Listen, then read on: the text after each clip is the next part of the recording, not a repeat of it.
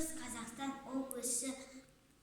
Көкпекті ауданы үлкен бөкен бала бақша кешені 2 А сыныбының серікқазы айтаны Абайдың жас туралы өлеңі. Жазды күні шілде болғанда, көкарай шалқын бәйшешек ұзарып өсіп толғанда, күркіреп жатқан өзенге көшіп ауып қонғанда,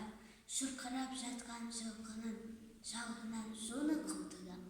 Ат айғырлар биелер, біреу шығып ыңқылдап, суда тұрып шыбындап, құйрығымен сықылдап, арасында қуынтай айнала шабуылдап, жоғары төмен үйрек қаз ұшып тұрса сымпылдап, қыз келіншек бетіне бұрала басып былқылдап, ақ білегін сыбанып,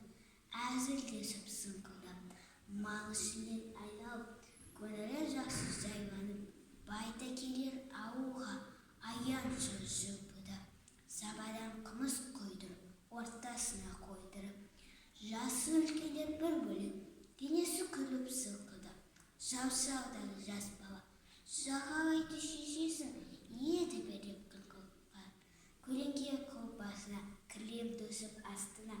салтанатты байлардың самауыры бұрқылдап, білімдірі сөз айтса, бәйге атында ән қылдап,